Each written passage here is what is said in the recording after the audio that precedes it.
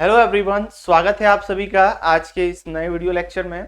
आज मैं जब क्लास ले रहा था तो कुछ बच्चों ने मुझसे एक प्रश्न पूछा। क्या प्रश्न पूछा कि सर आप ये बताइए कि आप बोलते हैं जब पढ़ाते समय कि बिजनेस हमेशा ऑटो पायलट मोड पर रहना चाहिए। ऑटो पायलट मोड मतलब बिजनेस के अंदर कुछ ऐसी व्यवस्था हो जानी चाहिए जिससे कि मालिक का जाना कम से कम। ठीक है, हम ऐसी व्यवस्था बनाने में सर सफल हो गए हैं कि हम ओवरऑल हमारा सारा काम हमारे सबऑर्डिनेट को क्या कर चुके हैं, डिसेंट्रलाइज कर चुके हैं। हमने हमारा सारा काम डिसेंट्रलाइजेशन मोड पे डाल दिया है।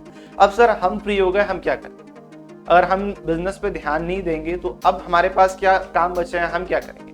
तो मेरे दोस्त, अगर आपने बिजनेस को ऑटो पायलट मोड पे डाल दिया है तो ये आपके लिए क्या है, एक शानदार अपॉर्चुनिटी है। इस अपॉर्चुनिटी में आप अपने बिजनेस का बहुत बड़ा डेवलपमेंट कर सकते हैं। तो आइए समझते हैं कैसे आप उसे करेंगे। सबसे पहली बात, अगर आप अपने बिजनेस को ऑटो पायलट पर डाल चुके हैं तो अब आप फ्री हैं। तो आप अब क्या करेंगे, आप अपने बिजनेस के स्ट्रक्चर को डेवलप करने में समय दीजिए। आप समय लीजिए और देखिए कि आपके बिजनेस की और कितने स्ट्रीम खुल सकती है, जिन स्ट्रीम्स में आप क्या कर सकते हैं, काम कर सकते हैं। ओवरऑल अब आप क्या करिए, एक ब्रॉड लेवल पे प्लानिंग करिए कि कैसे आप अपने बिजनेस का एक्सपेंशन करेंगे। ठीक है, अगर आप इस काम में सफल हो जाते हैं तो फिर ये विजडम अपने जो सबऑर्डिनेट्स हैं उनके सामने आप एक्सप्लेन करिए। सबऑर्डिनेट्स में हो सकता है आपके कुछ एम्प्लॉय हो, आपके कुछ मित्र हो, उनको बताइए कि आपकी स्ट्रेटेजी ये है, इसकी फ्यूचर प्लानिंग इस तरीके से मैं एग्जीक्यूशन करने वाला हूँ। आपको नए नए लोगों से जब आप मिलेंगे तो अब वहां पे आपकी संभावनाएं खुलती जाएंगी। कुछ ड्रॉबैक्स उससे रिलेटेड अगर आप नहीं सोच पा रहे हैं तो वो लोग आपकी क्या करेंगे, हेल्प करेंगे।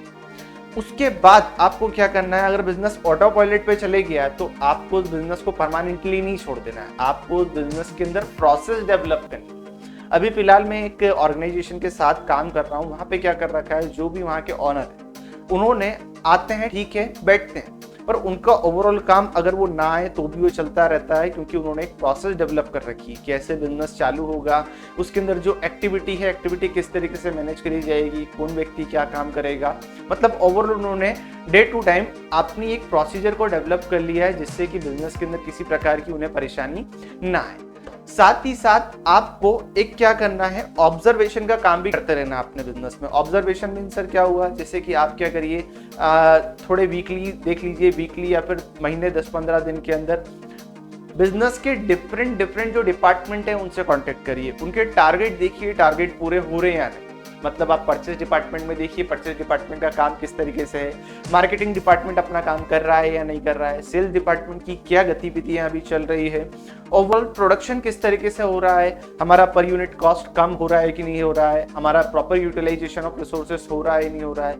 इन सभी चीजों के ऊपर भी आपका एक ऑब्जर्वेशन होना चाहिए। ठीक है, अगर आप ऑब्जर्व करेंगे तभी आप अपने रिसोर्सेस का बेटर यूटिलाइजेशन कर पाएंगे। उसके बाद आपको क्या करना है, ये सब करने के बाद में अपनी जो एम्प्लॉय है, एम्प्लॉय की जो ट्रेनिंग है उसके ऊपर भी आपको बहुत ध्यान देना चाहिए, क्योंकि बिजनेस चल रहा है तो बिजनेस को आपने छोड़ दिया है, अब उसके अंदर ट्रेंड एम्प्लॉय का होना बहुत आवश्यक है। तो आपको अपने एम्प्लॉय को day to day training programme भी चलाने चाहिए। आपके बिजनेस के अंदर जितने भी एम्प्लॉय हो सकता है कुछ ए ग्रेड के हों, कुछ बी ग्रेड के हों। ठीक है, अगर हम इन्हें स्केल में देखें तो 10 आउट ऑफ कोई 7 हो सकता है, कोई 8 हो सकता है, कोई 6 हो सकता है, पर ओवरऑल होलिस्टिकली जब इन्हें देखें तो आपके बिजनेस का जो एम्प्लॉय परसेंटेज है ओवरऑल 90% के ऊपर उनकी एफिशिएंसी जानी चाहिए। ठीक है, अगर इस तरीके का यहाँ पे काम नहीं होता है तो आप अपने एम्प्लॉयज को बताइए, उनके ड्रॉबैक्स गिनाइए कि भैया आप इस तरीके से काम कर रहे हैं तो यहाँ पे आपको भी परेशानी होगी, आपके अंदर भी सुधार नहीं होगा और हमारे बिजनेस की तो क्या होगी, यहाँ पे रेपुटेशन में कमी आएगी, हमारा जो एफिशिएंसी है बिजनेस उसके अंदर कमी आएगी। इसके लिए हो सकता है आपको उसे ट्रेनिंग प्रोग्राम देना पड़े। ट्रेनिंग प्रोग्राम के बाद भी अगर वो नहीं सुधरता है तो आपको क्या करें, उसे फायर की पॉलिसी अपने बिजनेस में इंट्रोड्यूस कर दीजिए। मतलब बिजनेस रिश्ते निभाने के लिए नहीं होता है। आप बिजनेस कर रहे हैं तो आपको वहां पे क्या करना पड़ेगा, काम चाहिए, काम नहीं कर सकते भैया आप इस बिजनेस से चले जाए। फर्स्ट ऑफ ऑल आपने विजन देखा, विजन के बाद अपनी प्रोसेस क्लियर करी, प्रोसेस क्लियर करने के बाद आपने एम्प्लॉय की ट्रेनिंग पे काम करा। ठीक है, ओवरऑल उसके बाद एक और चीज हमारे सामने डेवलप होती है, वो है मार्केटिंग।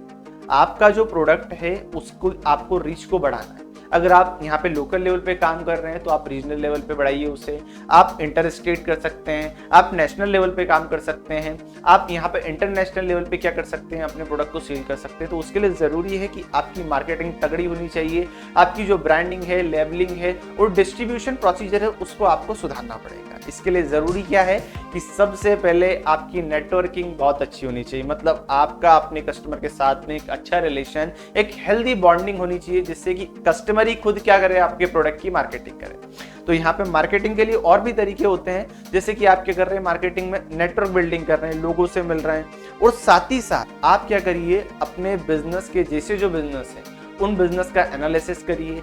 बड़े बड़े बिजनेस जो क्या है यहाँ पे एंटरप्रेन्योर है, वो टाइम टू टाइम सेमिनार्स लेते हैं कि कैसे आप अपने बिजनेस को ग्रो कर सकते हैं, उसके अंदर क्या कर सकते हैं, एक प्रोडक्टिविटी और इम्प्रूव कर सकते हैं। तो आप इन व्यक्तियों के क्या करिए, सेमिनार अटेंड करिए, लेक्चर अटेंड करिए। ओवरऑल जिंदगी सीखने का नाम है, अगर आप सीखने से पीछे हटते हैं तो आप कुछ नहीं सीख पाएंगे, मतलब ओवरऑल आपका डेवलपमेंट क्या हो जाएगा, रुक जाएगा।